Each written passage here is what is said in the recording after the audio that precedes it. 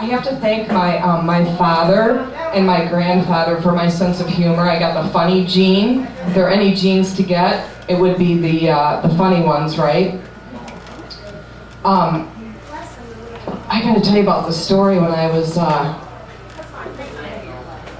the pet store. I was looking. My dad was going to get me a parrot, and so we went to look for birds. And there was this beautiful parrot, and the guy at the pet store says, "This parrot's for sale." And I said, "Well, I'd like to look at it. And what's wrong with it? You know, it's beautiful. How come anybody hasn't bought it?" And they said, "Well, the people that had it returned it because it swore." And I said, "Well, what do you do for that?" And he says, "We just put it in the freezer for 15 minutes when it swears." So, okay, I can remember that. So we take the parrot home, and the parrot's in the cage, and a couple days later it says, "God damn it." And, okay, what do? Oh, put it in the freezer for 15 minutes. So I put the parrot in the freezer for 15 minutes, take it out, put it back in its cage. Here comes some joiners. Hello. That'll be a $25 late fee. So, the next day, the parrot's in his perch, and he's swinging back and forth. He swears again. This time he says, "Shit!" I'm like, I can't have this. I've got company coming over this weekend. What do I do? Oh yeah, I'm going to put him in the freezer this time for a half an hour. So I put him in the freezer for half an hour, and the next day he says, "God damn it," again. I thought, that's it. 45 minutes, you're in the freezer. I can't tolerate this behavior. I'm having company this weekend. It'll be totally embarrassing. They'll never come see me again. So I put the parrot in the freezer, and the parrot's looking around and looks at the frozen turkey and says, "What'd you say, fuck?" No more birds for me.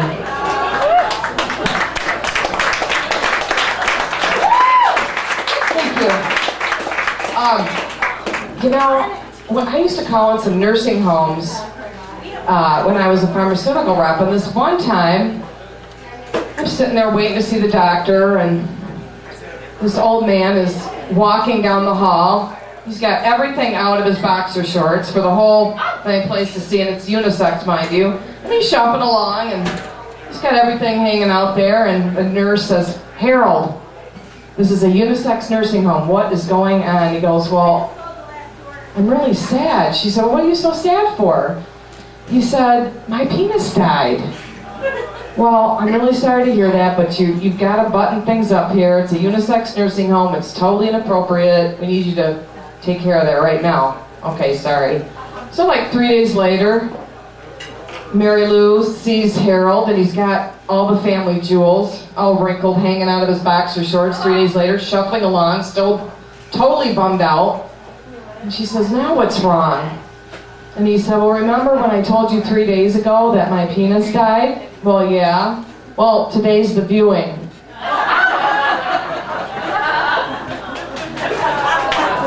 You know, I can tell you too, I got some great Viagra jokes. Okay, all right, yeah.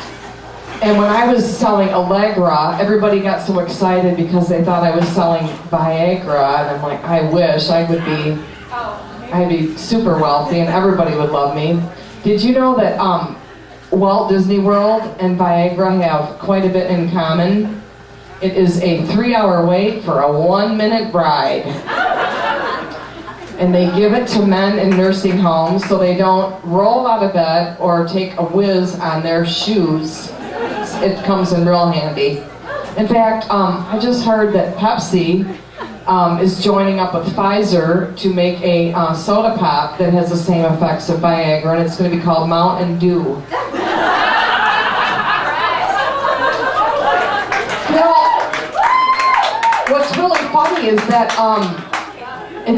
they discovered it. It's a vascular thing, right? So, and this is a true story too. My friend Angie's telling me about her wonderful parents, Marie and Larry.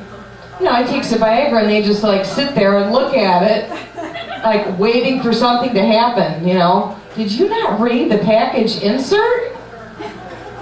You gotta have some fun with this stuff. At least it got a lot of guys to go to the doctor. That's the beauty of it. It got a lot of guys to go to the doctor, and I wish so much I owned stock in Pfizer. Oh, here comes some more guests.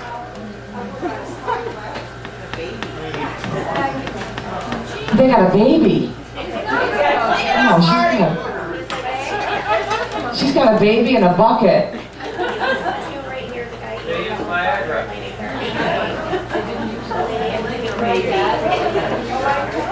Guys with Viagra have like little mini washcloth racks.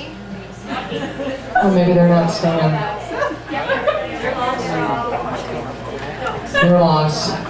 Come on in for some laughs. Who else does laughter around Traverse City, right?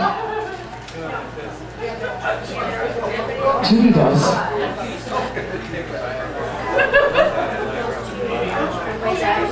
Oh yeah, who likes Rosanna Dana? Remember Saturday Night Live? Was that not the best with the Bad News Bees and Rosanna Dana and the Coneheads? And you know, Rosanna Dana's coming out of a beautiful tavern on the green in New York, and she's got her fuzzy hair. My uncle went to school with her in Michigan. Anyway, so she's sitting up there and she's got the squinty face, and she's going, you know, I just came out of this really beautiful restaurant, and I came out of the bathroom. I got hair and gum and toilet paper stuck on my shoe, and I meet with my boss in like 2 minutes. I can't believe it. What am I gonna do? It's stuck on my shoe. I think I'm gonna die. I gotta call my cousin, Bernardo Rosanadando, to help me out. This is disgusting. It's making me sick. She's a class act, that Rosanna Dana. I love her. She was awesome. Are they staying or? Oh, John can't talk them into staying. They're selling the baby in the parking lot. Yeah, new material. How about those dating sites? eHarmony, they give you like 3 days to meet someone. It's the weekend special. By the time you get to meet someone, it's time's up. You're done. It's okay. Okay, that's all I have. Thank you very much.